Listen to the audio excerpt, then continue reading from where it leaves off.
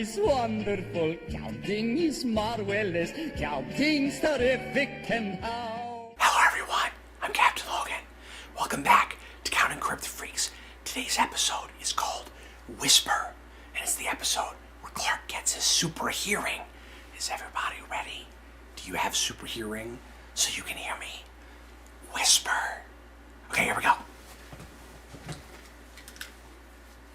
Get your DVD, your Blu-ray, your Hulu, however you want to watch it. Get it at timestamp 0. Make sure you're watching episode 10 of season 3. We're going to jump right into it. Here we go. Is everybody ready for some passive aggressiveness? Let's do it. Everybody please press play right now. Excited to watch some more Smallville with you. This is a somewhat mediocre episode. There's some decent stuff here and there. Still some nice Lex stuff. And we do have a Kryptofreak this episode. So look forward to the crazy Kryptofreak power we're going to get this time. Would not be in my top 40 of powers I'd want. I can shatter glass by doing this. It's the best. So Clark and Lana are playing the should we even be around each other game. And there's a whole lot of this relationship drama stuff this episode. Kind of wish I didn't have to talk about it, but because I'm doing this as commentaries now, it's going to be a lot of what's going to be on screen.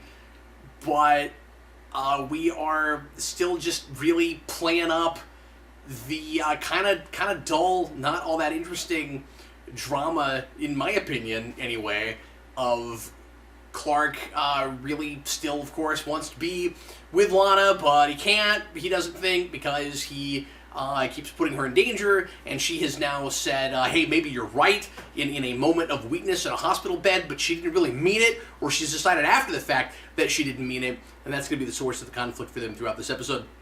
There's a lot of crime in Smallville. You notice that? It's got to be in really high on the list of tiny towns, or relatively tiny towns, because of course we pretend like Smallville's a lot smaller than it actually is, with a lot of horrible crime-ridden small towns. And of course, he's got to have a kryptonite piece of jewelry. We're going to have a lot of things to count in the teaser this episode. Look at that. Isn't that a gross power? I wonder if you can only do that if you're a man and you have an Adam's apple. It looks as if the Adam's apple is maybe very important to this power. I'm not sure. And it jiggles his lips. I wonder how much the lips are involved in making this power work.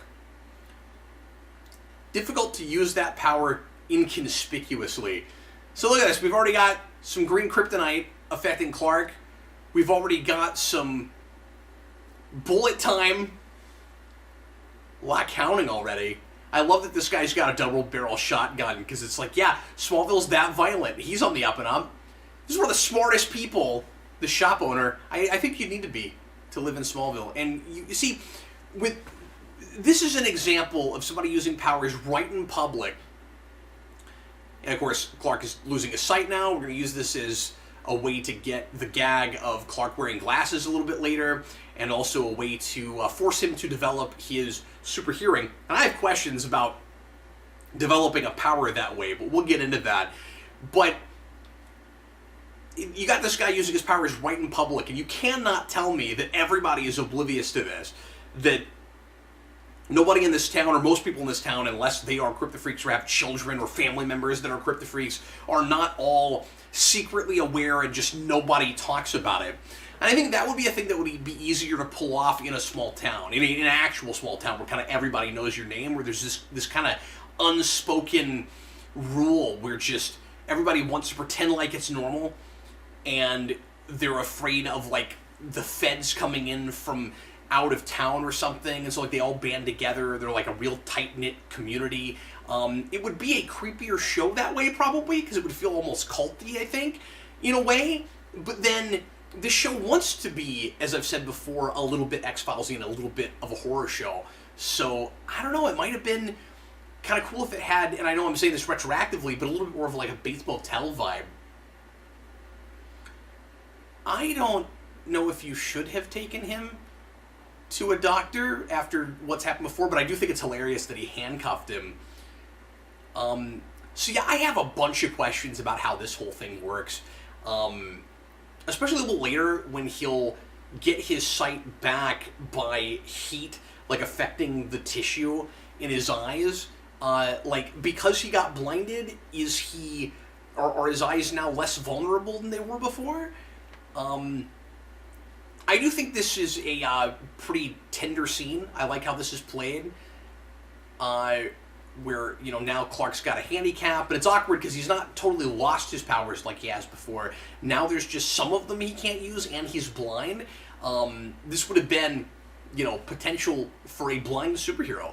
I'm not saying that we should have gone several episodes like this necessarily, although that would have made it feel less like a, you know, roll a d20 and see what, you know, kind of generic episode concept you come up with. Oh, Clark goes blind. Oh, Clark gets amnesia. Oh, Clark loses his powers. These are all things that we do, by the way.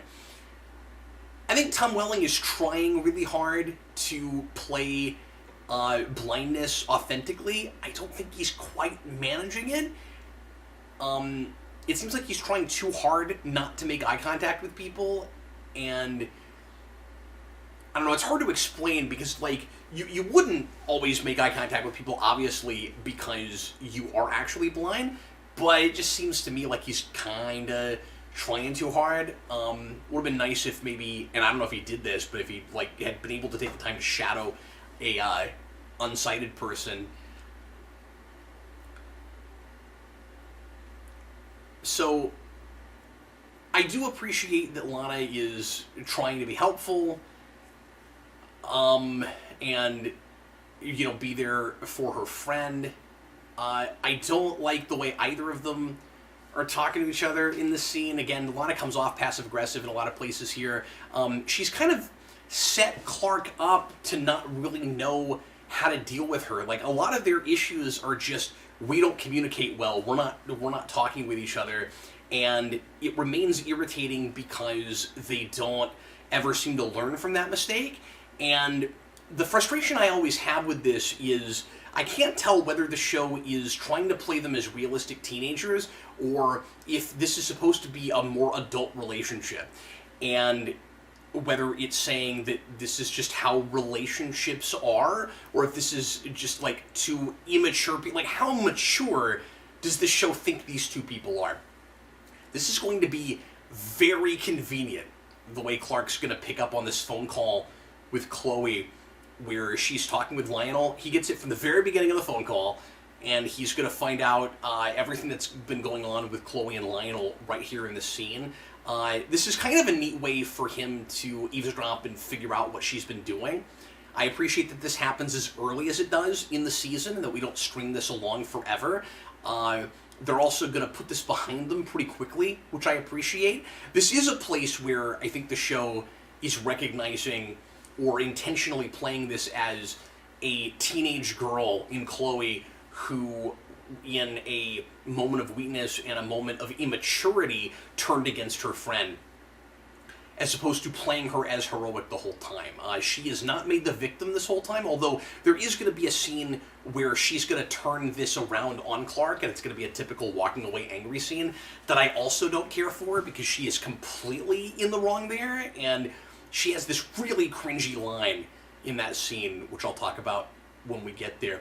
So Lionel has rehired Lex back on in his old position, but he is, as he says, just having him sit around and sharpen pencils, because, of course, he doesn't want Lex too far in his business, and he's pretending like it's because he thinks that Lex is still fragile, and like he's going to crack at any moment. And there is a little bit of a question about that. We are going to continue to question Lex's sanity through this, which I appreciate. I really like all the stuff with Clark and his parents this episode, where they're trying to help him feel through this and figure out if this is the new status quo and what it's going to be like if this is the new reality for Clark. Again, some of this stuff might be more interesting if we lived with it a little bit longer, but I don't know, I don't immediately love this premise, because again, it just kind of feels like throwing a dart at the wall. I'm like, I guess this time Clark's going to be blind. we're trying to be kind of creative again about introducing a new power like we were with Heat. Heat was kind of a brilliant metaphor for puberty. This is just kind of a new spin on superhearing to try to make superhearing a bigger deal and more fun and interesting than it has been before. I would think that would be a power that he would have developed earlier. It's a little bit weird that he gets super, or that he gets heat vision before he gets this, especially because it would have taken even longer if he hadn't lost his sight, because his hearing is just heightened in order to compensate for his lack of sight. And that's also just not really how biology works. Like, I get that he's an alien from another planet, but like, he has heightened hearing. It's not like his hearing works differently from other people's. So it's not like immediately after you lose your sight, suddenly everything else compensates. Like, that's the stereotype. We're always told that, but it doesn't happen immediately. You'd live with it for a while, and you'd learn to hone in on those senses, not immediately suddenly you know your hearing ramps up. And so it's kind of a fun idea, but his other powers also didn't develop that way. So it's like, how long would it have been before he got super hearing? Like, would that have happened with something else? Like, if he lost his hearing, would he suddenly have even better, more microscopic sight than he did before? I don't know if it makes a whole lot of sense. But yeah, so Lex here is kind of trying to get back in the saddle again, and he's a little bit naive in the way his father is treating him, in thinking that, like, I don't buy that he's not a little bit more careful about everything, and that he's not more paranoid. I mean, I would be after everything with the asylum. Now, to be fair, he doesn't remember everything that happened, but he, like, not a lot has changed about the way he looks at his father, and so it's kind of surprising to me that he's not more vigilant.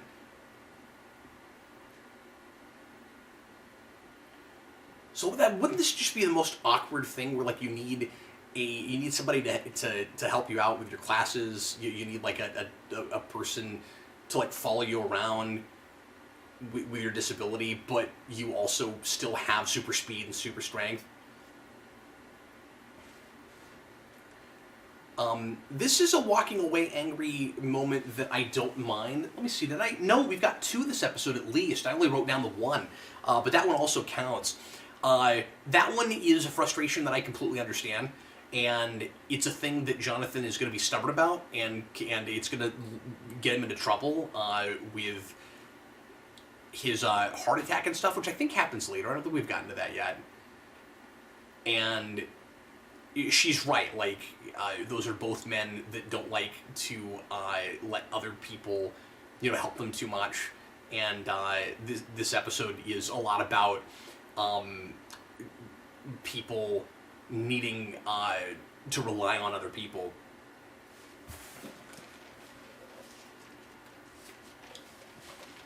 So I like that Lex, even though he doesn't, I don't know what exactly from the previous episodes he remembers, but I like that he comes out and apologizes for her getting trampled by the horse, especially because that is much more his fault than Clark's, or at least he's, it happened more because of him than Clark. Of course, he's not necessarily to be held responsible for that. I love that line where he says the grand gestures always came easier.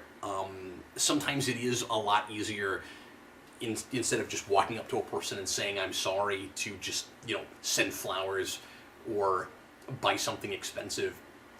And that's a much easier thing to do when you have the kind of wealth that Lex does, when you were raised by somebody who was very eccentric. And we'll find out later that Lionel did that kind of thing a lot, especially with one-night stands and stuff. And that's a thing that Lex gets from his father. It's difficult to tell just how enamored Lana actually is with Adam at this point. And that's going to be confused, especially by the ending, where I can't tell if she really is wanting to get into a relationship with him, even though at the end of last episode, she said she wasn't ready to jump into another relationship, and they were just friends. Obviously, we know that's not going to last, but I can't tell if it's just a thing that she's saying to Clark, hoping that he'll be jealous, and that he'll be proactive and take the initiative and say, you know what, screw it, forget the danger and everything, I still would like to date you. The way she walks off at the end of this in a, I think, unintentionally funny moment, where she's crying through the credits, it's really hard not to laugh. I watched this with my son Jason, and he was cracking up at that. It's hard to tell if she's just leading him on, stringing him along, or if she actually is already wanting to put together a relationship with this guy. And, you know, how much changed between episodes just because he started sending her gift baskets. I don't know.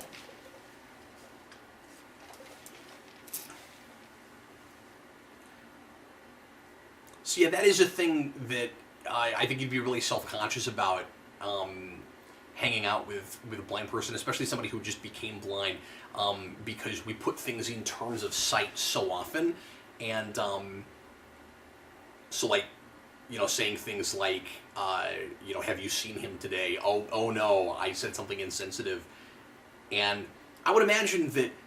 And I don't know, because I've not known a lot of folks that that are blind, but I would assume that it's a thing that you get used to, and it's just a figure of speech, and it doesn't really bother you. But right after it just happens, it is maybe a little bit like turning the knife. But I also, if it were me, like I feel like, or I'd like to think anyway, that I would be reasonable about that, and that I would, well, again, it is still a figure of speech, and you're not used to the fact that I'm blind. But Clark's not like freaking out about it, especially because he has other things to be upset with Chloe about here. So Chloe is pretty unsympathetic in this scene. She will redeem herself a little bit, I guess, down the road in trying to take down Lionel and helping Clark do that. But Clark, I think, is very within his rights to come down on her the way he does here. And she is not really giving him all the facts. When she says, oh, I was trying to help you. Yeah, you went, like, goth for 5 seconds and, like, all evil Chloe. And it seemed like you did this initially kind of for revenge. This line is awful. Thought you would understand making a stupid decision in a moment of weakness. Yeah, I don't know. I mean, it is true that on Red Kryptonite and stuff, and again, she doesn't realize that that's what was causing it. He has done stupid stuff in a moment of weakness, but she's been keeping this from him this whole time, and he just found out about it. And if the same thing had happened in reverse, she would have been really sanctimonious with him, I think. And so it's difficult to have any sympathy for her at all in that scene. So that is our second walking away angry, and I think we just have those two. But if you notice another one, because that comes up a lot, let me know.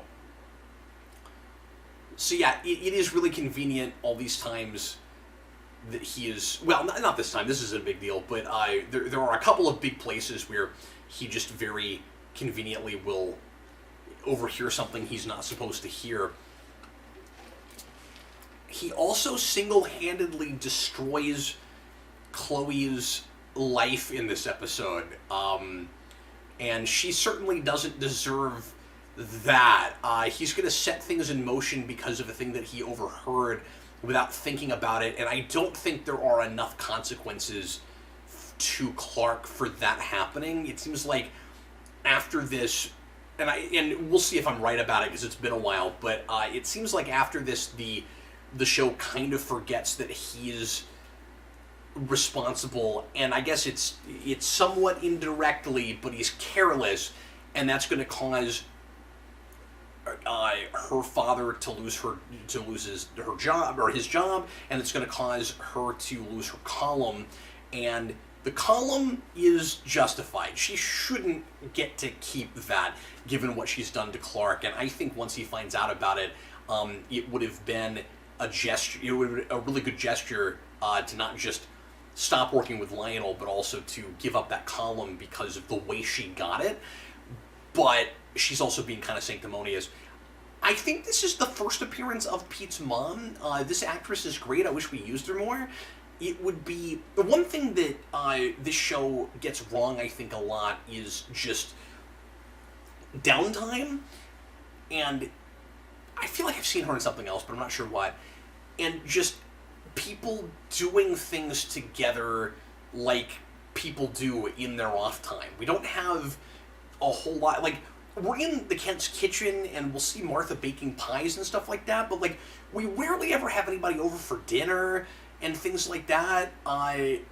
And I just would like to see more of those kinds of, like, I don't want to say mundane scenes, but, like, just, you know, people doing regular things with each other. So I bring that up here to say, how come we never invite, like, Pete and his mom over for dinner? And that kind of thing. It seems like this is a character we should have seen before, and it plays like she's been in it some, and she hasn't. It's weird how we introduce Pete to Clark's powers, and we use that to give him something finally to do. You know, he's a confidant, and we still can't figure out what to do with him. So now we just do this kind of, you know, easy kidnapping plot. So I was talking about conveniences earlier. I guess what's convenient about Pete getting kidnapped then is that Clark just happens to be with him, and that just happens to be, you know, who these guys are after in this episode, just to make it personal. And obviously it's better when the stakes are personal, but in the middle of everything else that's happening this episode, it's kind of funny that we just happen to be after Pete, although I guess considering how often somebody's after Lana, you know, having it be Pete one time, I guess feels a little bit, you know, less contrived. I like this scene a lot. Again, just, you know, the tenderness and affection that Clark's parents have for him is infectious. I find myself liking him more than I would if he weren't raised by these people. It also helps that we have two really good veteran actors that are constantly, you know, kind of raising the bar for Tom Welling. He is surrounded by so many good actors in this show, and it helps him a lot, because I just, in this show, I don't think Tom Welling is a great actor, and when he has to be the leader and everybody's got to look up to him, I just don't think it's as good. Like, when he's the veteran actor in the room, you know, he needs a Rosenbaum, he needs a Schneider. Sometimes when Lionel walks in a room, I forget that he's not blind anymore. I like that we, just the way he looks. Like, he'll walk in and I'll be like, oh, is he still blind? Oh, that's right, he's not blind. I do like that we mention the fact that he was blind. I think we talked over that, but Lex brings that up to Clark, and it talks about the transition. So there's a lot of revelations this episode for characters, stuff that we know already, but characters figuring out a double cross or a deception. And all of that comes from just that conversation that Clark overheard from Lionel and Chloe. I do really appreciate that, even though this is kind of a high concept episode, what if Superman went blind? And even though a lot of the reason that it's here is just to do, again, the gimmick of, oh, Clark's wearing glasses before he's the Clark Kent you know, ha ha ha. We do use this to move the overarching story along. And that's nice. This season has a much better sense of the overall story moving forward, the continuity of it, and there are less throwaway episodes. Even a lot of throwaway episodes aren't throwaway.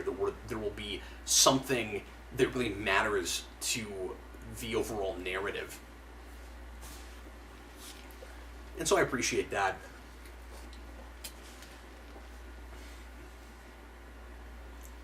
And nobody ever figures out who the source is, because once again, it's Clark doing a thing that nobody knows about. The nice thing about superheroing, though, is it's a lot easier to hide.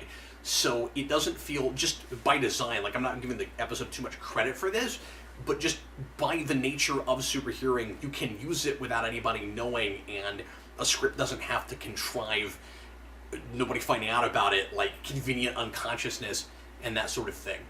These scenes are all so awkward. And I don't feel like I know where I stand with either of these characters. Maybe the idea is supposed to be that they can't figure out what exactly they want right now. Or like they know in a perfect world what they want, but they're also worried about hurting the other person, and about being smart and responsible about this, and it gets them into trouble. But it's just no fun to watch. Like when he reaches out for her hand after she says, look, I overreacted, and she recoils. It's like, okay, what exactly do you want? And maybe the idea is supposed to be that, as she's trying to be reasonable, and she's like, look, I understand why you did what you did, and he's like, oh, okay, so maybe I'll start to sort of initiate something. Like she's got this face, like in that moment when she says, what are you saying? She's got this face like, well, no, wait a minute, are you wanting to go ahead and kindle a relationship now? And so and I don't think he goes too far. He just kind of touches her hand, which they know each other so well. That's just a friendship gesture at this point, I would think. Like, he's not, like, maybe give him an inch and he'll take a mile, but at first, like, just let him hold your hand for a second, Like you want to help, and you want to be there for him, and he's now, responding to that. But also she had this look on her face, like I said, like, well, no, wait a minute, maybe you want to get in a relationship, and like, maybe she was hoping that's what it was. I just get so many mixed signals from her this episode. I get that maybe she's conflicted, but I think we need a scene where she's discussing that with someone and talking her feelings out, because I am not fully understanding, especially her side of that, and I'm not totally convinced that the show is either. A lot of those scenes kind of write to me scene to scene. We don't really know where we're going. We just, almost like writing an action scene, just saying like car chase or like characters hit each other. It's like a relationship drama.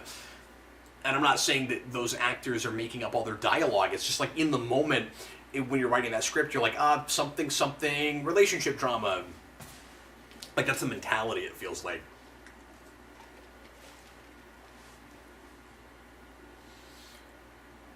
So it's kind of fun to watch Clark not having all of his, faculties, having to save someone like he usually does, because it's, so easy for him usually. And you have a lot of people, like I've talked about a lot in other Superman videos, that think that Superman stories aren't interesting because he has all these powers and things come to him too easily, and it's too easy for him to take care of external conflicts. And that's why internal conflicts for Superman are more interesting to me, usually speaking. And you have a lot of these kind of superficial stories where it's just kind of a detective thing, and he's got to, figure out who the bad guy is or what the bad guy is doing, and then once he's figured that out, he's not going to have any problem taking them down unless they have kryptonite. And then we will contrive some way for him to get out of the kryptonite situation. And so it just becomes really formulaic. I wish that he stayed blind longer, just because that was kind of the most interesting situation here for him, was just how do I live with that. And according to nobody in the audience is going to think that that's going to last for any amount of time, but it's at least, more interesting conflict than just, oh, somebody's got Pete, I've got to go get him, now I've got my sight back. But again, part of the reason this is here is just for him to wear the Clark Kent glasses, because he's got astigmatism now. And I don't know why it takes him as long to heal from that as it does. And again, the way he gets his sight back is really contrived. Like, why would that guy think to take out a blowtorch and wave it in front of his face like that? Oh, well, because we need this to happen. Okay. In this book, the official companion for season 3, they talk about how originally the creators of the show, Goff and what's his face, I guess it's just Goff talking here, yeah. He talks about how originally the idea was to carry it all the way to the end of the episode. And I guess that changed partly because they want to do the glasses thing. It's also mentioned in this book that originally they were going to do superhearing earlier in the season, and they decided to wait on it because that really short-lived Tarzan show had Tarzan with superhearing, and so they didn't want to compete with that, and then that got canceled before this episode even aired. I remember all the advertising for that show. I watched the pilot. It wasn't great. It had Lucy Lawless in it, of all people, though. And it was like Tarzan in the urban jungle of L.A. or New York or wherever that was set. I feel like that was a California show. So we see Lionel in his element here, trying to hold something over Chloe's head so that he can keep controlling her. And he says, look, I've canceled your column, but if you continue to do what I tell you to, I will let things stand. I feel like, and again, it's been a little while since I watched the earlier episodes of the season, just getting back into Kryptofreaks, but it seemed like there was a place earlier in the season where it felt like they'd already kind of shut down this this relationship, but I guess not. Now, I think she is insane for threatening Lionel in the scene, and he's amazing here, as always. Just the way Glover says that, he's like, you're a high school kid, and you're not going to win this. And, yeah, you should be careful. See, look, he's whispering in an episode called Whisper. Man, and she just does not back down. That's a good line. Apparently I don't work for you anymore. I like that she stands up to him. I mean, she's insane for doing that, but just, in the performance. I like that she stands up to him, then walks out, and then, without anybody seeing, out in the hallway, she's like, oh my god, I can't believe I did that. And I can't believe he did that either, especially because you know what he did to Lex last episode.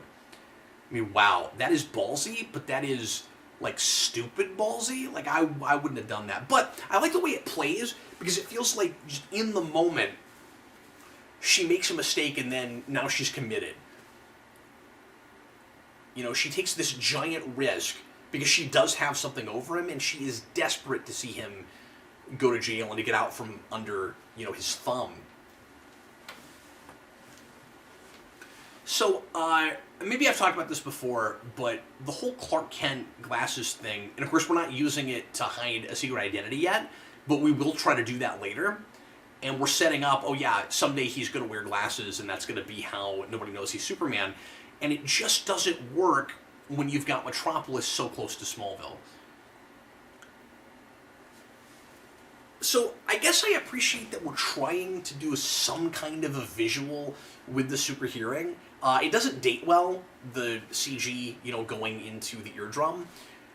But, I guess we gotta see something, because we've always had some kind of a special effect for each of the powers, and that's not a real visual power. But, I've always thought it was a little bit silly to go into the eardrum. That's what your ear is always doing when you're hearing things anyway. You can't really visualize super hearing. It's a super eardrum. I don't mind zooming in on people's lips, though, although it's not like he's actually looking at them. It's just kind of telling the audience who it is that he's hearing. This is not the best Kryptofreak actor we have seen. What is this guy's name? This is Mike Alberti playing Nathan Dean.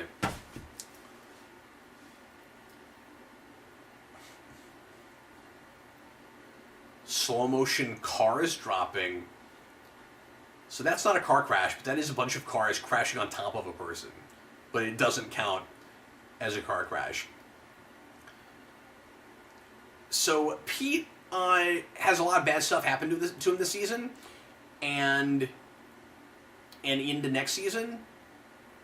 And this is one of the times that it actually doesn't have anything to do with him knowing Clark's secret.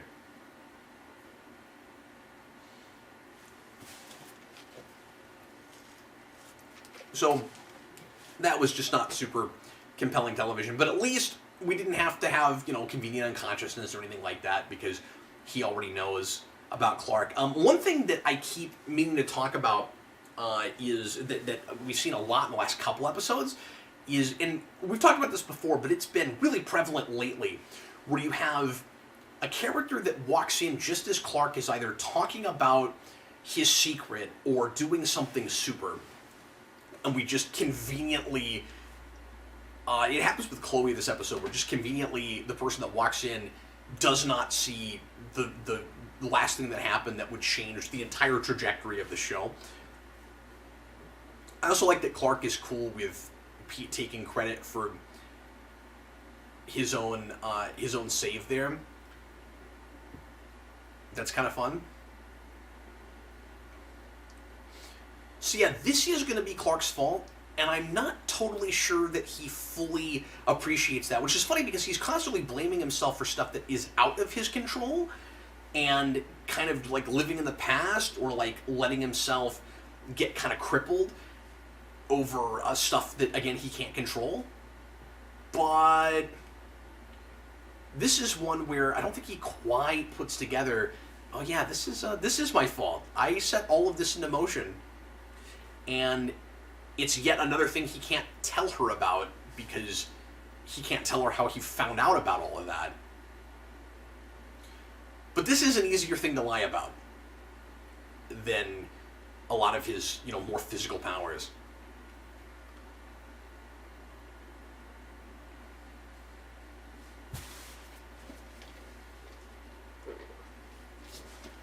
There we go. So he says they're trying to figure out how that information even came out, and Clark can't really tell anybody and fix this. And so we're turning. I mean, yes, this is Lionel's fault. Obviously, he intentionally does this to get back at Chloe for the information that came out here. But like, again, Clark started all of that, and we've got, Clark and Chloe both naively messing with stuff that they can't fully appreciate, the danger of. And so I guess in that moment, when Lex says, I was able to keep you out of it, like, that was the whole reason that he,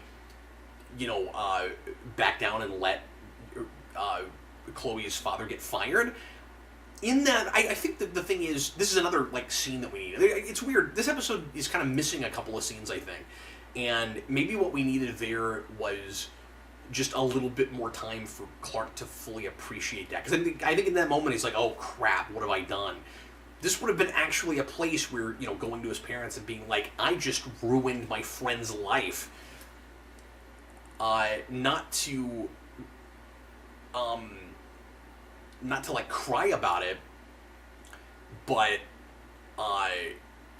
not to lament it too much, but just to talk about it, bring up, oh crap, what do I do now? But it makes him feel a little bit less sympathetic, because immediately in the next scene we're worried about this relationship stuff again.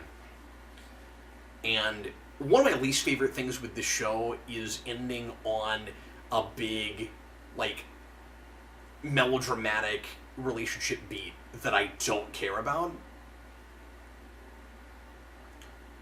So yeah, what does she want exactly? What does she want him to do right now? I could get. I meant to say this earlier. If the deal with the blindness was, you're being premature and jumping the gun and assuming that this will last forever, although there was no reason to assume that it wouldn't necessarily. But I don't want to jump into a thing with you just because now there's this vulnerability with your blindness, but now he's not blind, and she still wants to be around him, and it's clear that, obviously she's not happy with this, so she's just going to walk off and cry, and I just need her to talk about it, that's all. There's a lot of things it could be, and I just don't fully understand her side of it. She had this look on her face like she wishes that he would have said something else, and I don't know really what she wants right now.